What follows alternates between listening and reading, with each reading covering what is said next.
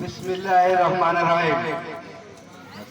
Taltala BNP আয়োজিত আজকের এই কম্বল বিতরণী অনুষ্ঠানের স্নেহের সভাপতি মঞ্চে উপস্থিত আছেন খুলনা জেলা স্বেচ্ছাসেবক দলের আজকের অনুষ্ঠানের প্রধান অতিথি স্বেচ্ছাসেবক দলের সুযোগ্য সাধারণ সম্পাদক আতাউর রহমান রনু।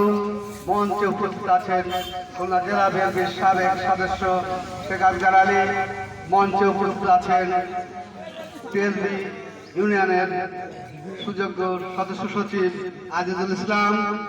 মঞ্চে উপস্থিত আছেন জেলা মহিলা দলের সাধারণ সম্পাদক সেতারা।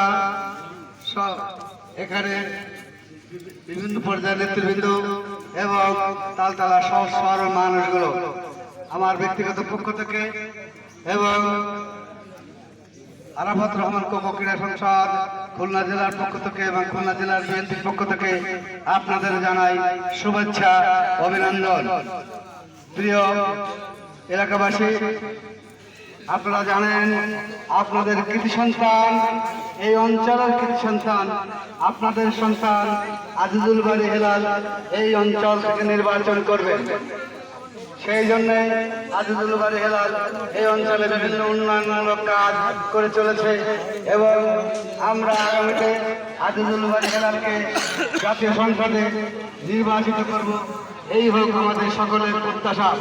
প্রিয় এলাকাবাসী, আমাদের প্রিয় নেতা, আমাদের রাজনৈতিক অভিভাবক আজিজুল বাড়ি হেলাল বিভিন্ন ইউনিয়নে এবং রূপসার কথা দিগলিয়ায় শীতার্থ মানুষের মাঝে কম্বল বিতরণের জন্য আমাদেরকে বিভিন্ন নেতৃবৃন্দের মাধ্যমে কম্বল বিতরণের জন্য আমাদেরকে পাঠিয়েছে এবং আমরা আজকের এই কম্বল বিতরণ করছি তার নির্দেশনায়।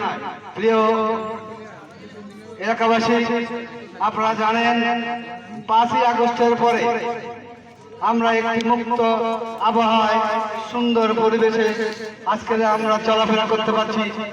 কিছুটা হলে গণতান্ত্রিক পরিবেশ ফিরে এসেছে, কিন্তু 5ই আগস্টের আগে আমরা এখানে দাঁড়িয়ে দুটো কথাও বলতে পারতাম না। সেই দুর্বিষহ সময় থেকে আমরা বেরিয়ে আসতে পেরেছি। ছাত্র জনতা রক্তক্ষয়ী বিপ্লবের মধ্য দিয়ে বাংলাদেশ একটি নতুন বাংলাদেশ উপহার দিয়েছে 1 সাগর রক্তের বিনিময়ে। তাই আপনাদেরকে আমরা বলবো, আপনারা ঐক্যবদ্ধ থাকেন।